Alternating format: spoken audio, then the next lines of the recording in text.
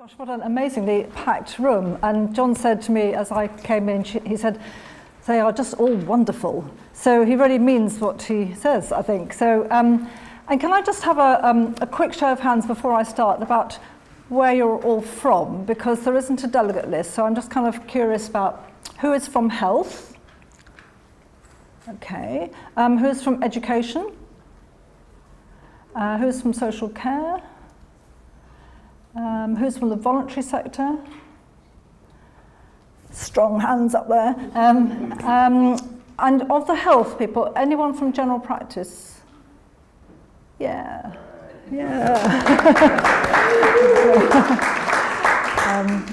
You are a very important part of the jigsaw, so welcome today.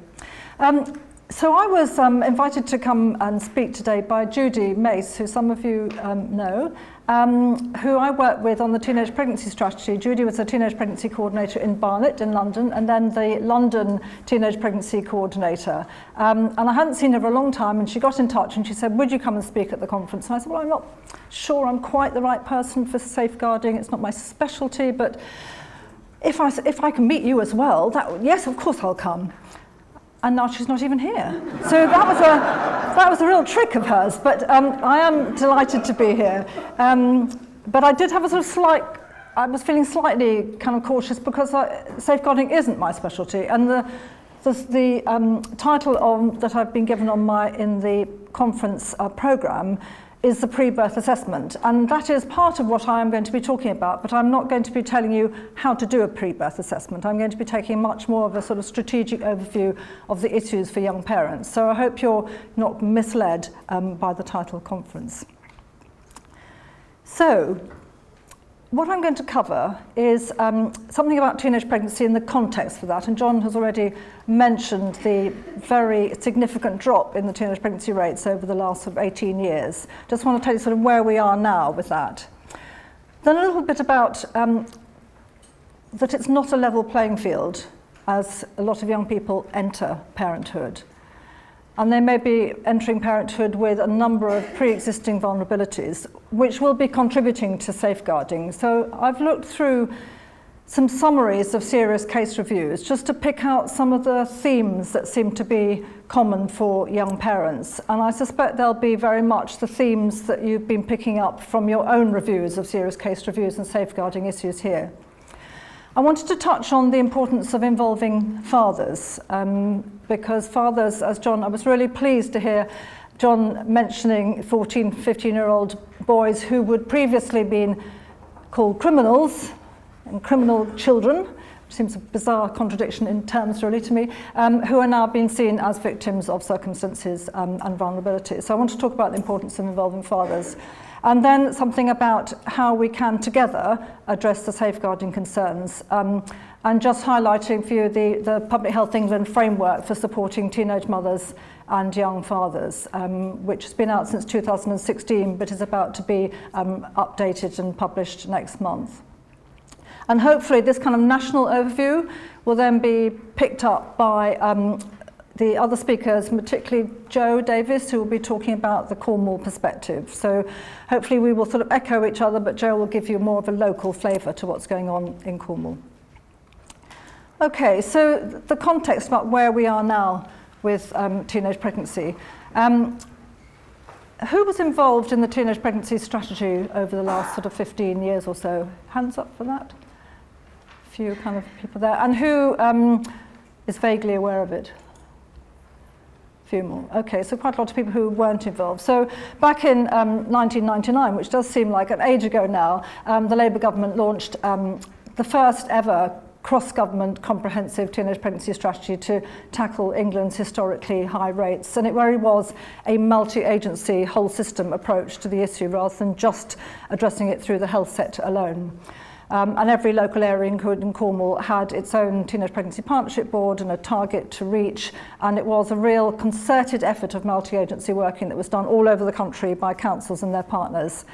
And we have seen over that time a 60% reduction in the under 18 conception rate from 1998, which was the kind of baseline year for the strategy, to 2016, which is the latest data. The 2017 data comes out next month. So a really, really big reduction there. You can see, though, that it took really quite a long time. If it had been a 5-year strategy, people probably would have said, oh, that's not much good.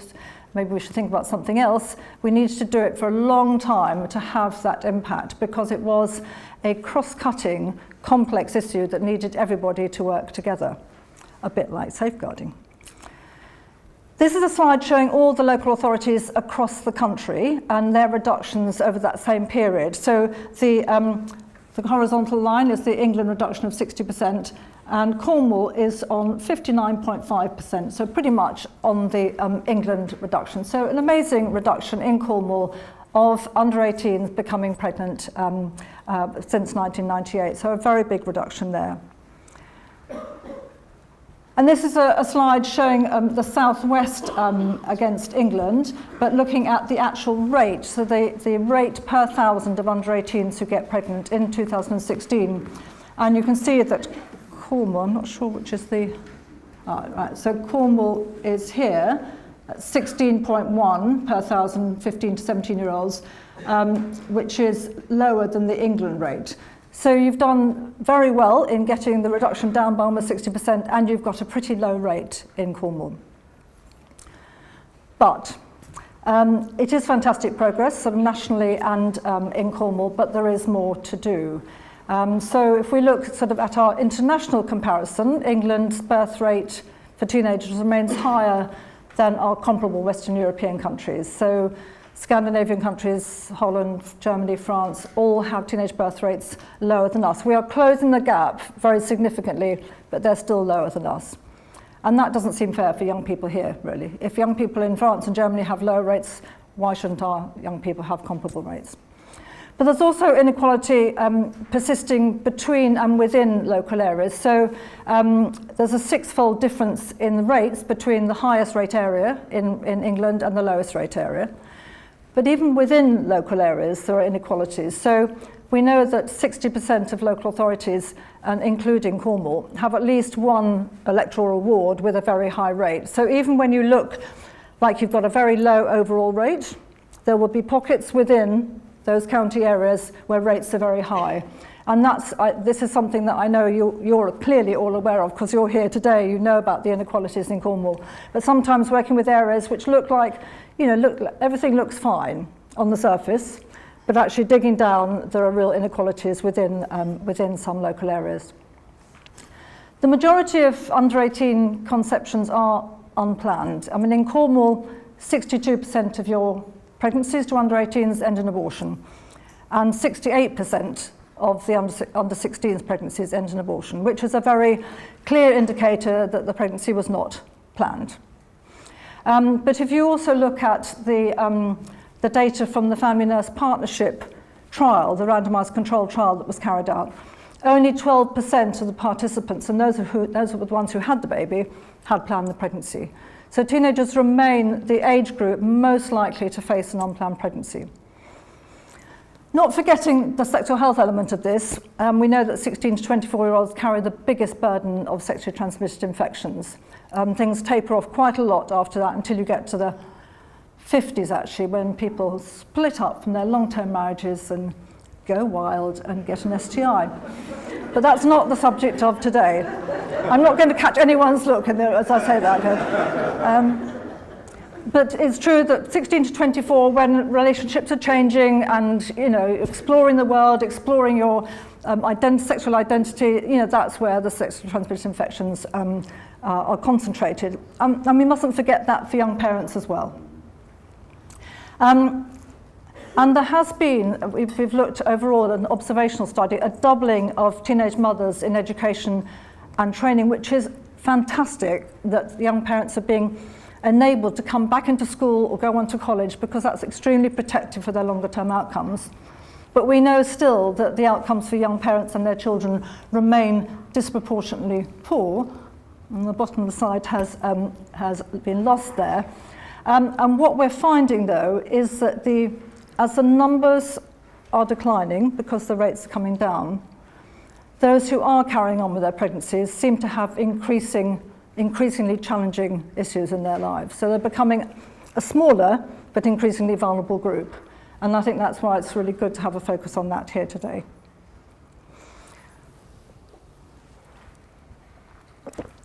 So this is a slide just giving a snapshot of some of the outcomes for young parents and their children which are disproportionately poor. And the ones that are particularly relevant to the safeguarding of the high rates of stillbirth, the high rates of infant mortality, which is actually now 75% higher rate of infant mortality for babies born to teenage mothers, and the higher rates of about 3 times of sudden unexpected death in infancy. Another one here around children of teenage mothers being more likely to be hospitalised for gastroenteritis or accidental injury. So again, another safeguarding issue here. And a developmental issue, which is really important for those who are involved in Best Start in Life and early help and the early years of children's lives, that the developmental delays seem to be more significant in children of teenage mothers, particularly around verbal delay, which we know is really important. Good communication and verbal ability is really important for school readiness and being able to learn when you go to school. Looking at this sort of economic well-being, these are all obviously really relevant for safeguarding. So children born to teenage mothers are 63% higher risk of living in poverty, and we know that poverty has a real impact on safeguarding. 1 in 5 girls aged 16 to 18 are not in education, training or employment are teenage mothers. And these ones here are just looking at the longer term outcomes for those who become teenage parents, much less likely to be employed or in well-paid work, and therefore more likely to be living in poverty, which then links back to the child poverty issue. And the last slide around the outcomes is around the mental health and emotional well-being, which I think is one of the most significant issues for safeguarding. And we know that teenage mothers have high rates of poor mental health for up to 3 years after the birth. And when you think of the importance of those first 1,000 days and the importance of attachment during pregnancy and after pregnancy, that if someone is actually struggling with their own mental well-being, that's going to have an impact on them and their child. High rates of postnatal depression, and also the teenage mothers are much more likely to have a relationship breakdown in pregnancy or in the first 3 years after the child's birth. So again, the positive impact of a supportive relationship may be missing.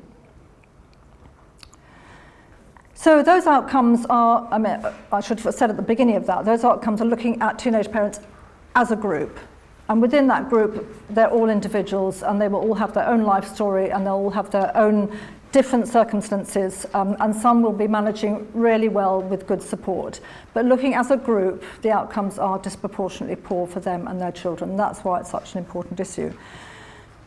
But I just wanted to put up the slide around the difference between equality and equity, which I think really applies to teenage parents. So some teenage parents may be entering parenthood down here, and we really need to be putting them up there so they have got, and they are entering parenthood on the same level playing field as older parents. And when you look at the risk factors which are associated with teenage motherhood, you can see how it may be contributing to those vulnerabilities as they enter parenthood. And these are associations, they're not causal, but they're strongly associated with motherhood before 18. The first is young people who have first sex before 16. And that first sex before 16 is sometimes fine, and it's, you know, people are making well-informed decisions and they're in a good relationship and it's a healthy relationship, it's fine. But from looking at the national data on experience of first sex before 16, those young people are likely to have higher levels of regret afterwards, and they're less likely to have the ingredients of a measure which is called sexual competence. And sexual competence is consenting to sex, using contraception, and not regretting it. And the younger you are when you first have sex, the less likely you are to have those ingredients.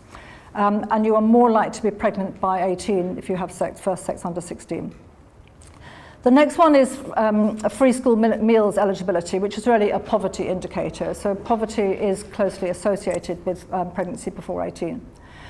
The next three I've sort of clustered together because I think they're really interesting. And this was taken from an analysis of the individual conception data. So looking at the individual young woman who conceived and looking at the same young woman on the pupil level database that's held by the Department for Education. So it was an extremely confidential bit of analysis. It's done in a locked room with no one being able to see it, and lots of terms of reference around the piece of work. But what they found was really interesting, and they found that the girls who had come into school, into secondary school at 11, who were on a kind of fairly positive trajectory, but had gone off track between 11 and 14, were much more likely to be pregnant by 18.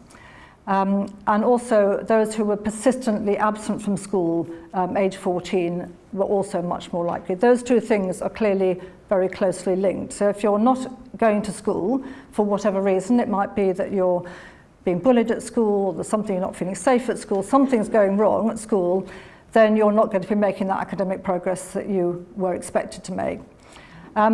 Another study found that dislike of school was strongly associated with pregnancy by 18.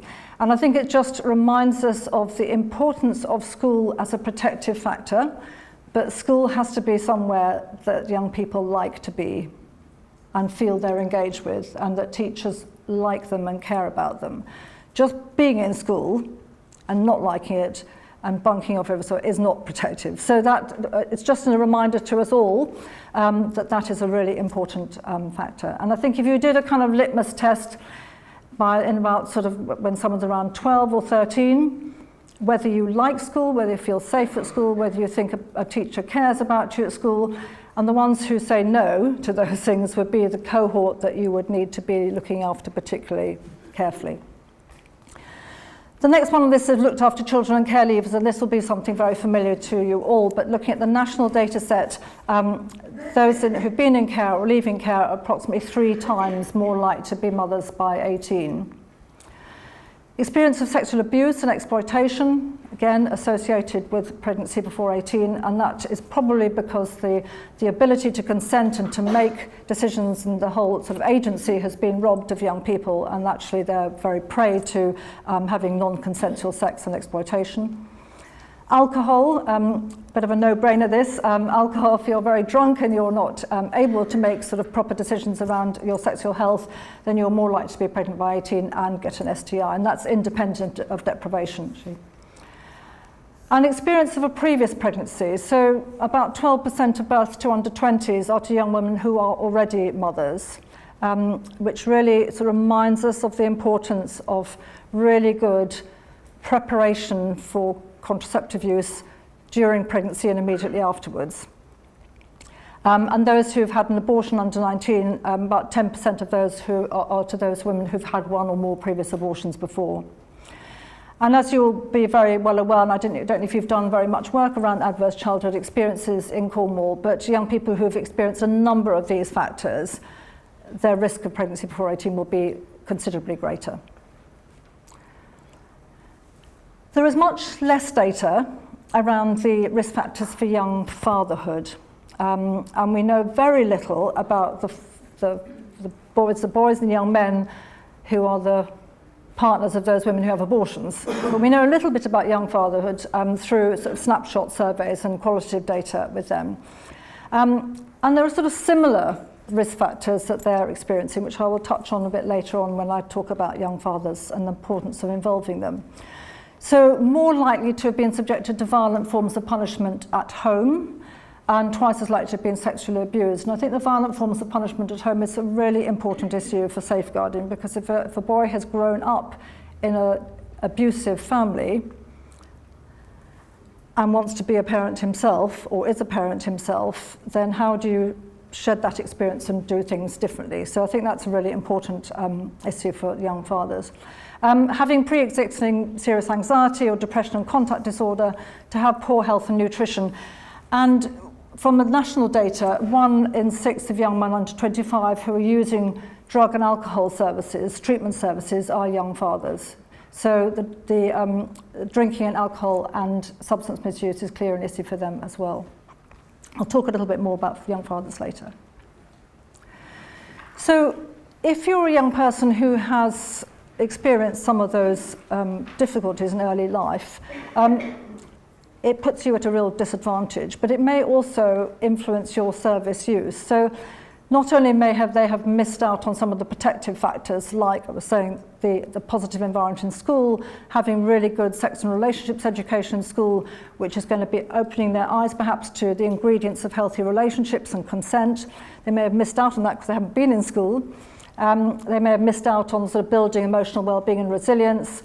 They may have had very little positive parenting role models, and they may never have had a trusted adult in their life who they can turn to for advice. And having a trusted adult is one of the most protective factors for young people. So they may well anticipate very judgmental attitudes from staff and from other parents. So the work that might be done in antenatal classes or preparation for pregnancy or in children's centres or postnatal groups, if there are other parents of different ages there, they may well anticipate judgment from them as well. And young fathers may be particularly apprehensive about that too. But I think what's really critical for the issues you're talking about today is that they really may well mistrust the confidentiality and the overlap with social services. And they may really worry that if they ask for advice, people will think they can't cope and their child might be taken away. So the very thing you want them to do, which is to actually say, I'm really struggling with this, I'm finding this difficult, I can't sleep at night, and the baby's crying, and I'm at my wit's end. If they say that, what's the consequence of saying that? Is it going to be a supportive, helpful response, or is it going to be a sort of red alert, I'm going to take your baby away? So they may well be keeping silent about things which are absolutely critical for safeguarding for them and their children. And I guess it's the sort of reading between the lines issue that this conference is focusing on. So looking at how those vulnerabilities contribute to safeguarding, so I've touched on some of that already, but I thought it might be helpful just to look at some serious case reviews. So I looked at a few summaries of those and also a piece of work looking at repeat care proceedings.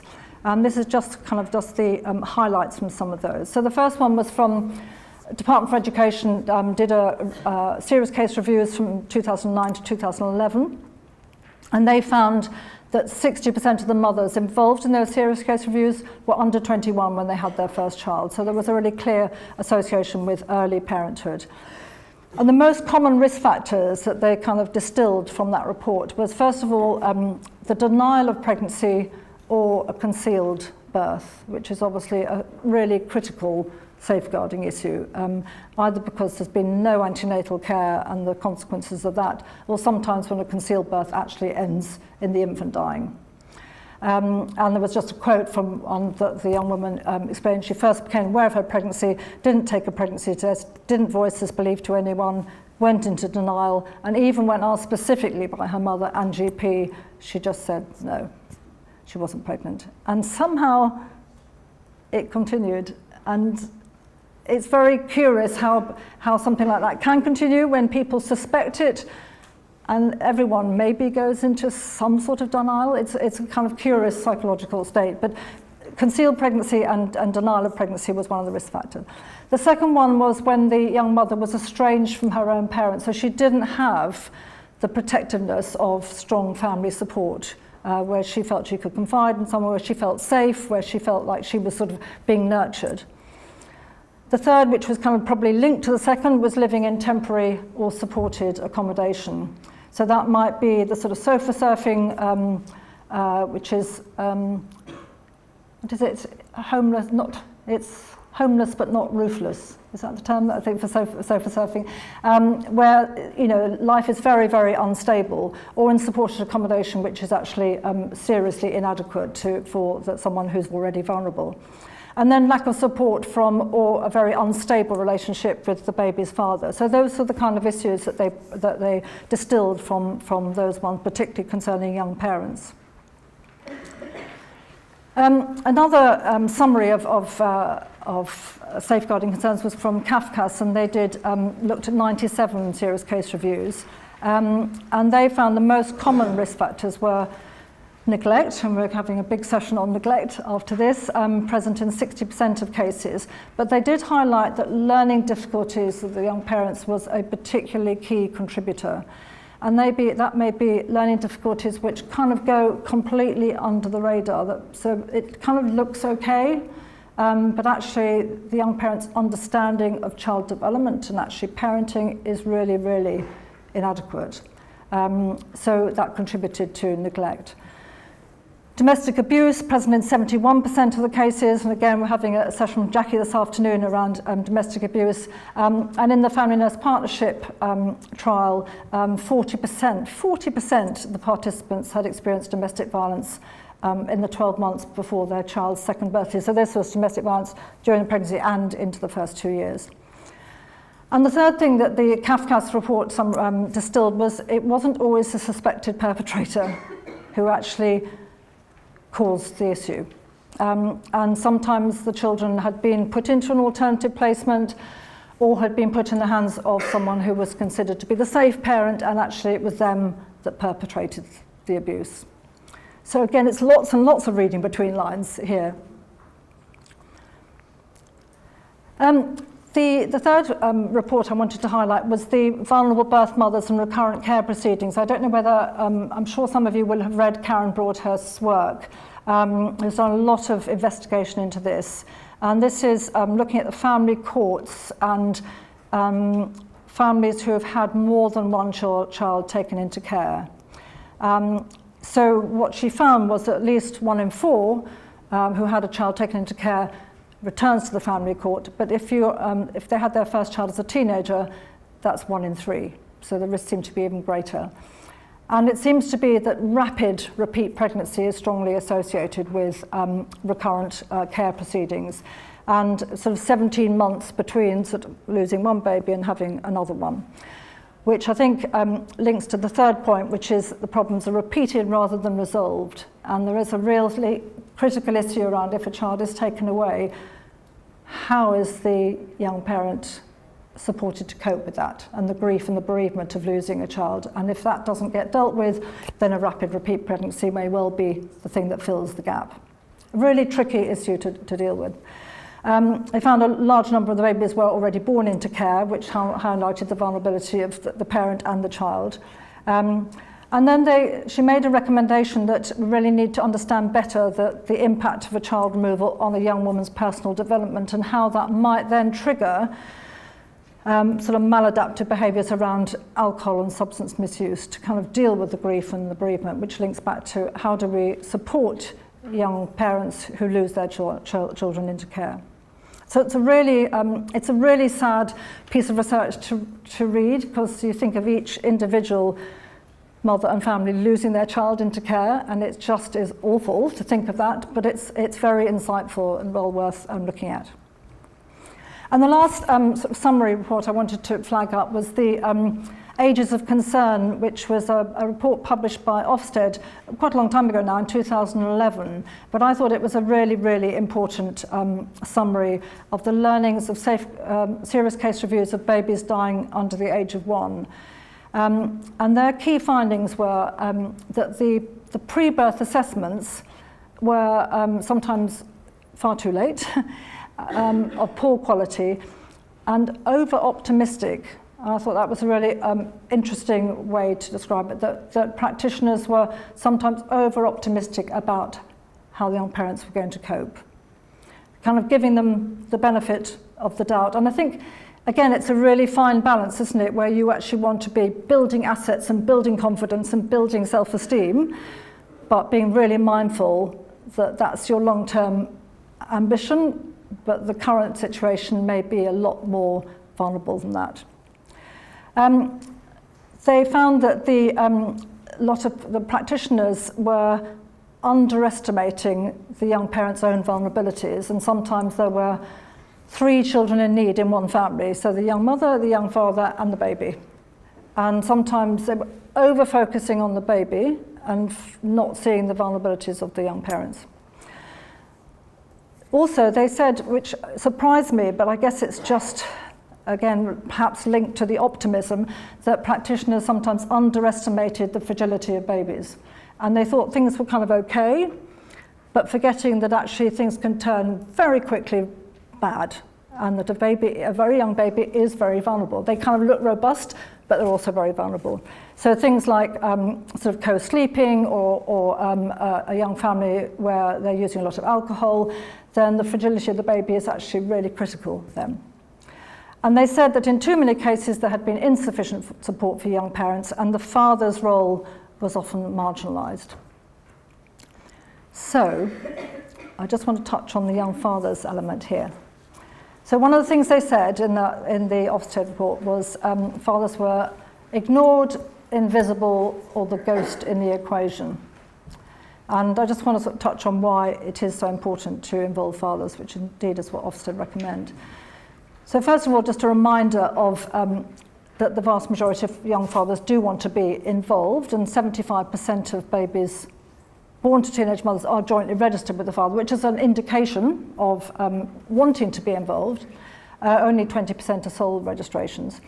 And a positive involvement, and I do emphasise a positive involvement, can be really beneficial around supporting the young mother around stopping smoking, around breastfeeding, and that in itself contributes to reducing the risks of infant mortality and sudden unexpected death in infancy and childhood asthma, if the father is supportive around helping the mother breastfeed and not smoke.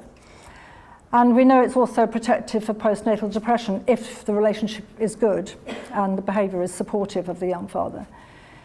So longitudinal studies suggest that highly involved fathers, even if the couple doesn't remain together, which is quite often, because teenage relationships are quite fragile, is associated with better outcomes for the child if the involvement is strong and positive.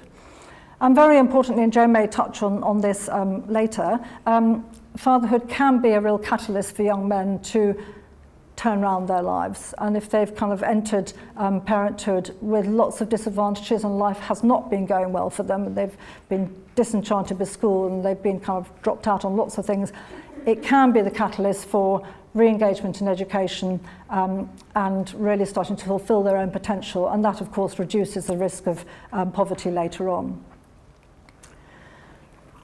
But young fathers, I think, experience lots and lots of apprehensions about accessing services. And I already touched earlier on about young mothers maybe never having a trusted adult in their lives and expecting judgmental attitudes and worrying about asking for advice. But I think for young fathers, they've got the additional issue that practitioners may assume that young fathers are just automatically a problem because they are not only a young father, but they're a young man, and young men are just problems. So they have that kind of double whammy.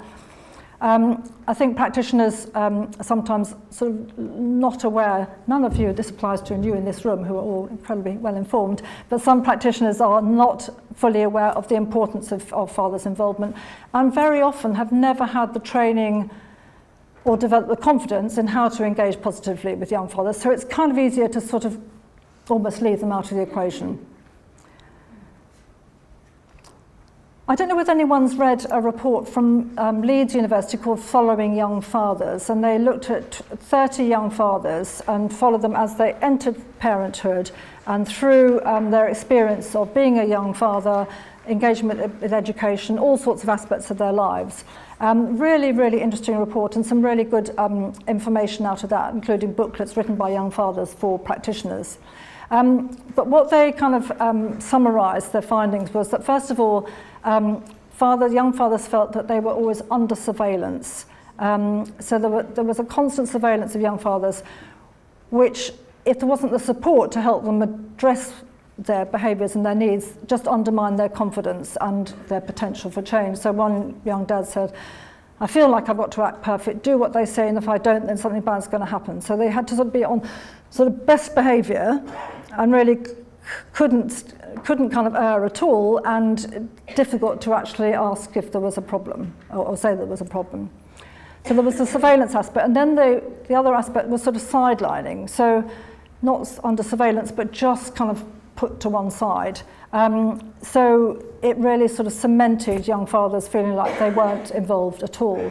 So Jimmy said, it was like I wasn't there, they didn't speak to me, they didn't involve me.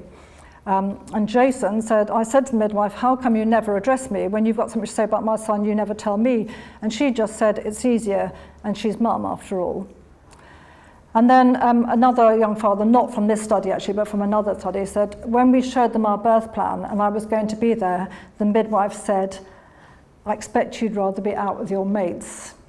And now I expect the midwife was just trying to be sort of friendly and sort of jolly and whatever, but it was just such the wrong thing to say, because it immediately made him feel like he wasn't really needed at all, he didn't have a role. He might as well just be down the pub with his mates and come back afterwards, like something out of the 1950s, really. So just a sort of indication of how those little things can make a difference to how young fathers perceive things. On the other hand, it doesn't take very much sometimes from universal services to get things right, and what a difference specialist support can provide. So this was Kevin saying, the hospital staff involved both of us. There was lots of laughing and joking, staff in the scan, they were all fantastic. They explained what the pregnancy is going to be like in giving birth. It was really good. And that was just about midwives, just being nice and friendly and inclusive, giving him a chair to sit on, talking to him. Actually, that was not a costly intervention, that was just a behaviour that made a difference. And then the benefits of specialist support workers. And I think Jo is going to be talking about young fathers later on. Yes, she is. She's nodding now. And this was, again, from the Leeds study. And Darren saying it was the best support you can have, really. I didn't have a clue what I was doing. I was skiving at school, but he got me referred into college, and that got me back into education. And Adam saying he was someone I could talk to as a friend, but wasn't a friend because he was a professional. A really important distinction he was making, actually.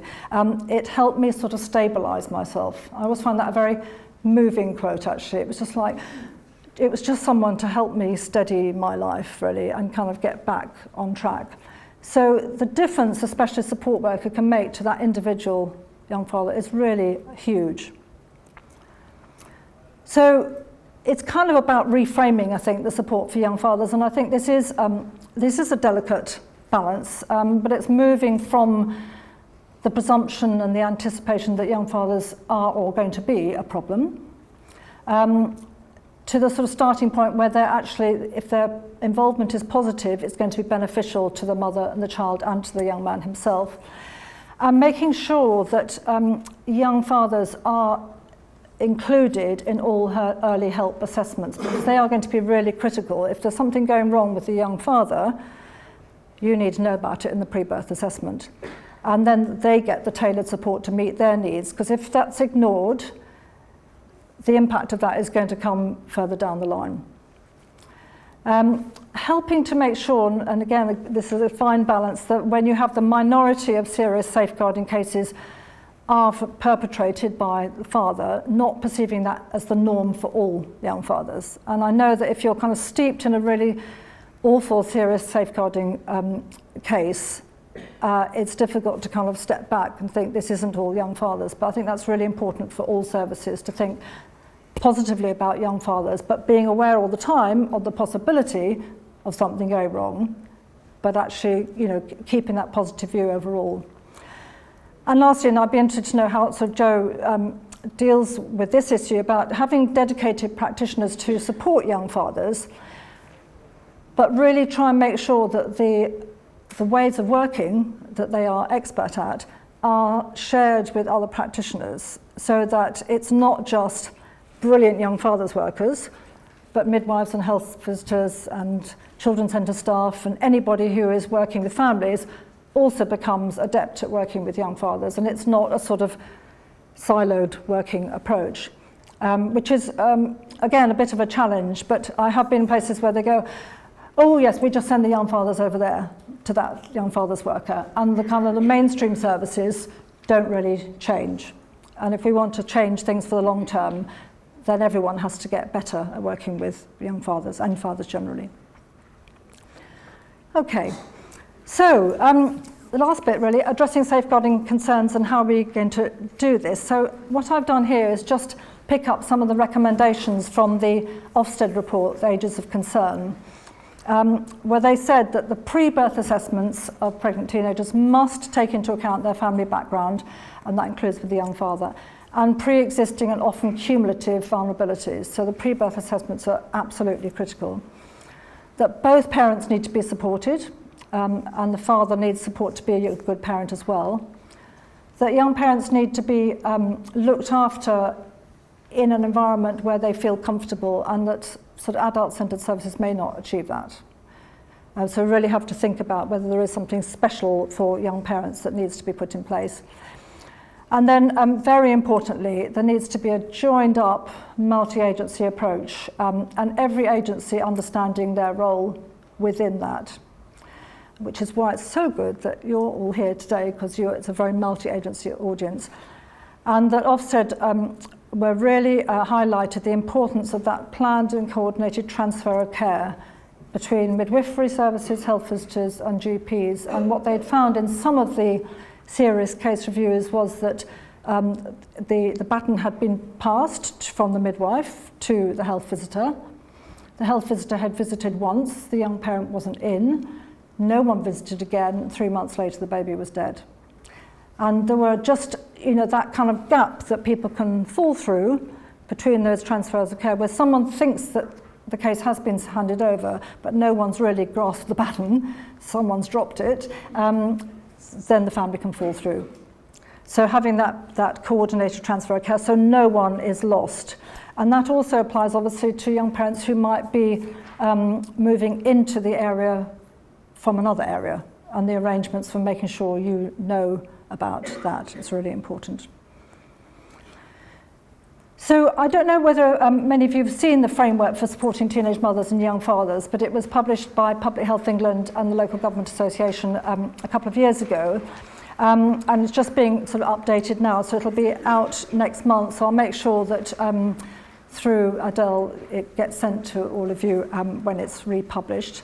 But it's basically saying how you can try and get the whole system right for supporting young parents. So early identification in the antenatal period, and then the dedicated support coordinated by a lead professional. So the key ingredient of that is the trusted relationship that's built, because as we looked at earlier, those young parents may have never had a trusted adult to turn to. So whatever the service is that's commissioned, the trusted relationship has to be at the core of that. And I think you've got that in Cornwall anyway, which is great. So it might be, in some areas, it might be a health visitor, sort of universal plus or universal partnership plus. It might be a family nurse partnership, or it might be a commissioned voluntary sector agency. So that dedicated support, really important. But then it's the contribution of all the other agencies that needs to be in place, so that it's not just left to the support service to sort things out. And then developing a joined-up care pathway, which starts early on, sort of as soon as the pregnancy is diagnosed, with maternity services and sustained right into the early years, and should include the support for young parents who've had their child taken into care, so that they don't just suddenly fall off the cliff edge. And this is the, in the framework, this is a joined-up care pathway sort of illustration. And I gather that Cornwall is about to publish its own joined-up care pathway for young parent support, which is going to be published shortly. That sounds very civil servantish, actually, shortly. But I gather it's pretty much there. So just sort of talking you through this, it starts really with early pregnancy diagnosis, because actually the earlier the pregnancy is confirmed, then the young person has the option of whether they continue the pregnancy or they choose to terminate the pregnancy. So the earlier the pregnancy is confirmed, so where the pregnancy testing is available for young people in Cornwall, that it's free and that they can get unbiased advice on the options open to them. And then obviously swift referral to antenatal booking and information to support healthy early pregnancy, starting folic acid, and referral straight away to whatever your dedicated support service is. The pre-birth assessment we've already talked about, and then the sort of the package of care that's sort of tailored to whatever the needs are for the young mother or the young father. The antenatal care and preparation for parenthood, and again, I think people find different ways work in different areas and with different groups of young parents. Sometimes it does work when they're mixed with older age groups, sometimes it doesn't. Sometimes care leavers don't like being with non-care leavers, so that it has to be quite carefully nuanced according to the young parents you're working with.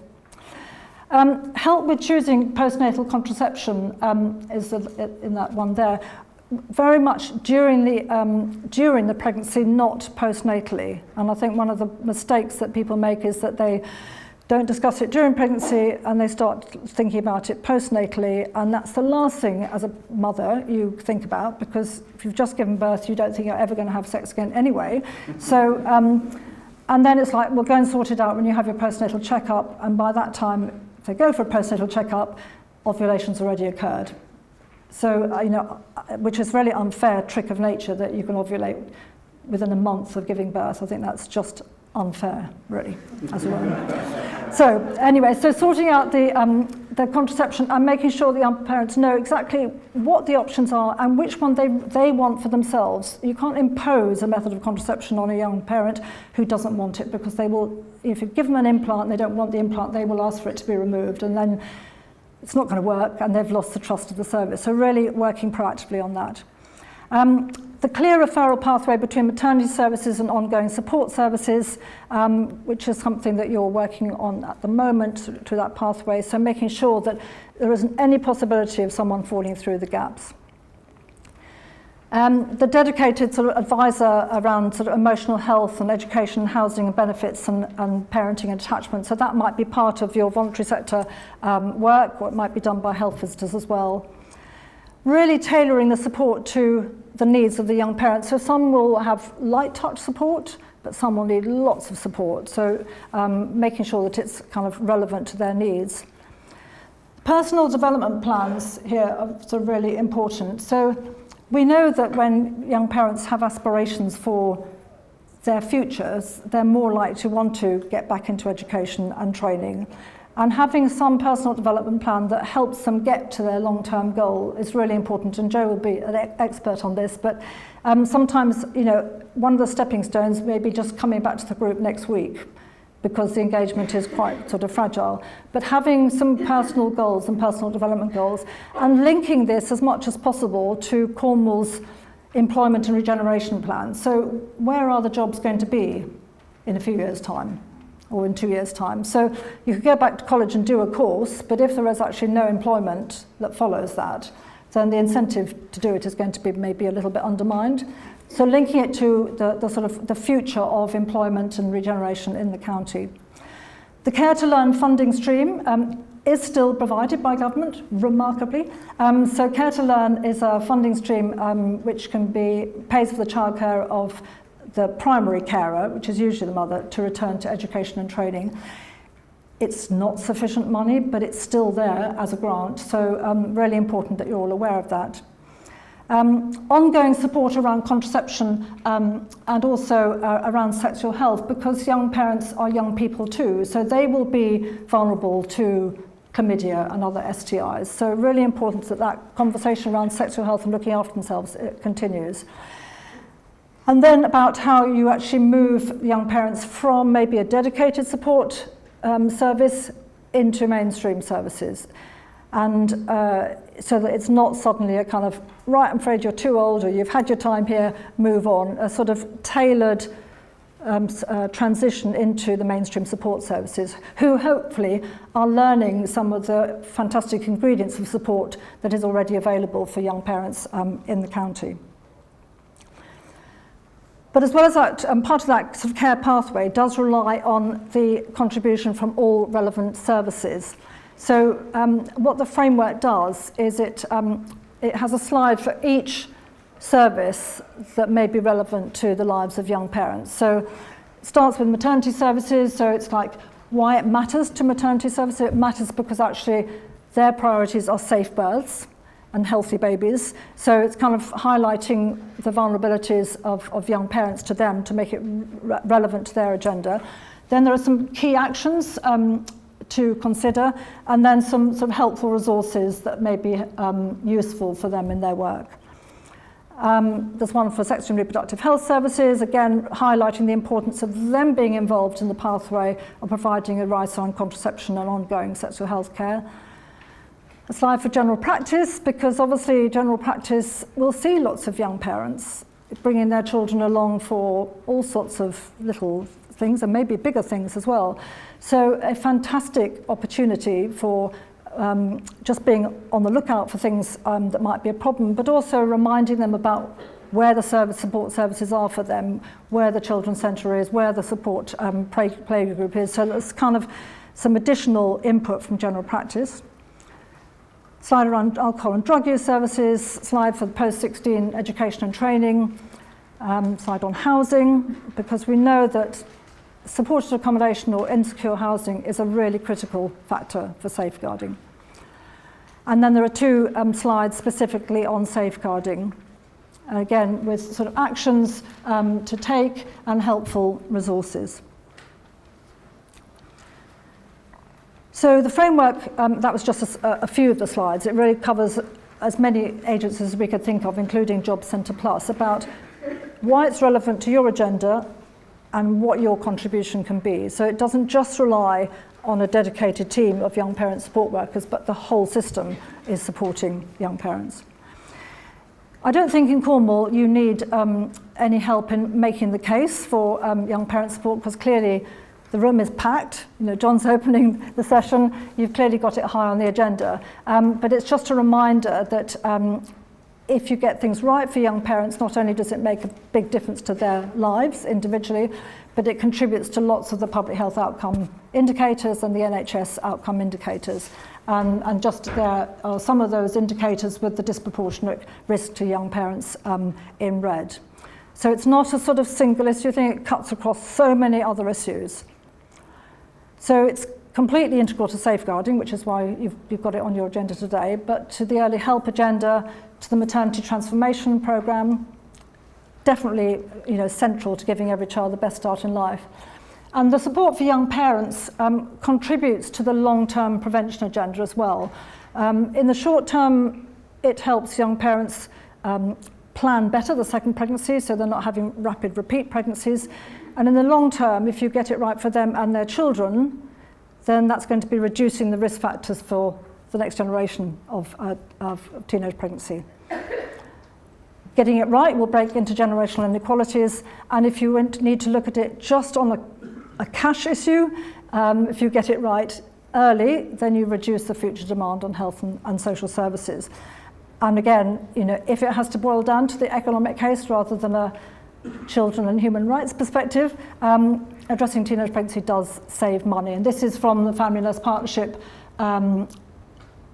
programme, just highlighting that preventing a child being taken into care, immediately saves money, making sure a child is ready for school, improving education, employment and training rates, and improving mental health, all saves money. And I know this is a really difficult thing for councils when you know that, but you haven't got the money to invest upstream, but it really does save money.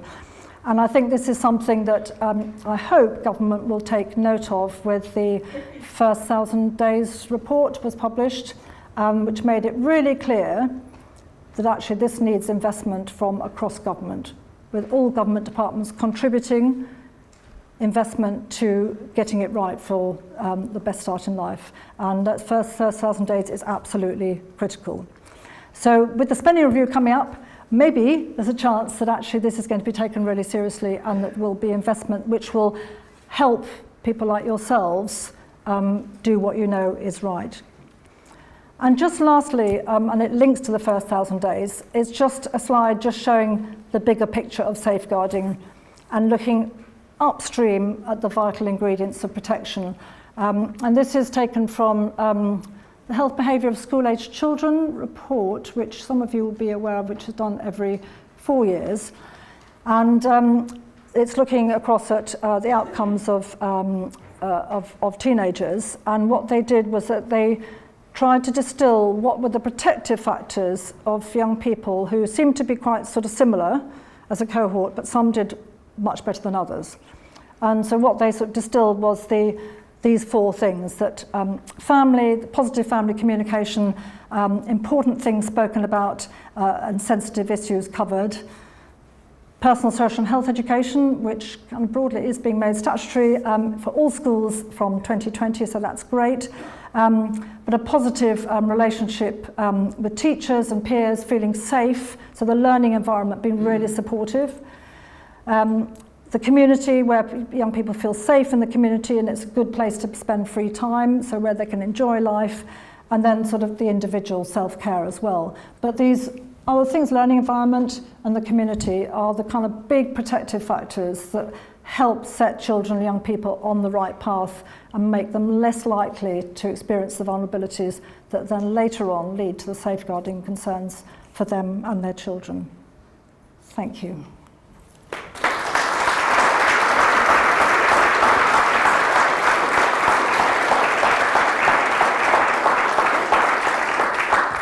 Thanks, Alison. That was well, I got loads and loads out of that, stats and everything. We've got 10 minutes before coffee's planned, so opportunity for questions if you're happy to. Yeah, absolutely. Yeah. Opportunity, you don't have to get somebody with this level of understanding and expertise in this topic. So, anybody got a question they'd like to pose? Stunned into silence. Yes, but we're expecting that. Okay. I'd like to ask if you're aware of any research that's been done with young women in prison that go to prison when they're pregnant, give birth in prison. If there's been any research. No, I haven't looked at that, and I'd be really interested to, if you can send me the link to that. Any key points that you wanted to highlight? I'm particularly interested because I voluntarily visit young women in prison, and it's something that crops up every now and again, and they go through extreme trauma, which is a lot of what we've been describing. And I just thought if there's been any research that could put more emphasis on it, and support, it would be really good. Young mums and young dads are overrepresented. Definitely. Yeah. Very much so. I think it's, interestingly, it's often picked up more on the high percentage of young fathers in youth offending institutions, for instance, more than on the young mothers, which are obviously a very small number, but really difficult cases. So, no, thanks for alerting me to that. And I think it's one of those sort of inequalities issues that we probably need to sort of drill down into. In my work in Public Health England, I'm working on with a colleague around a whole reproductive health programme of work. This is sort of through the life course, reproductive health, and that will have a sort of lens of inequality in it, which will look at people in prison at other stages of life as well. So we can maybe pick it up through that. Thank you. Okay, Carol. Yeah. One of the additional disadvantages of mothers in prison is that there are so few female institutions, and they are geographically a long way away from their support networks, which just adds another layer of deprivation. Yeah. No, that's a really interesting and important point. Do you have any kind of arrangements in place for if young women from Cornwall are sent to an institution out of Cornwall about returning, and also for young fathers as well, because sometimes that transfer out of prison for young fathers, if they've, and young mothers, is a really kind of critical time. Do you have any arrangements sort of in place for that? Criminal justice policy suggests that they should return to the area that they come from, but it's easier to do for young men because we've got more prisons, not within this county, but locally to us. The nearest women's prison is some distance away. But do the young women who go off to the prisons in other areas, is there some notification when they come back to the area? The expectation of the criminal justice system is that They will. The mechanism by which that happens is not necessarily effective. Yeah, so they may end up in another area, and particularly vulnerable as well. Yeah, thank you. I think the South West has done quite a lot around sort of prison work around sexual health as well, hasn't it? As far as I know from my colleague, the sexual health facilitator for the South West, I think they've done quite a lot of work around sexual health of all ages in prison populations. So I'll talk to her about it as well. Any other issues? Okay. I'm around until lunchtime, so if you can think of anything to ask me, please do. Thank you. Thanks so much. Thank you. Thanks very much.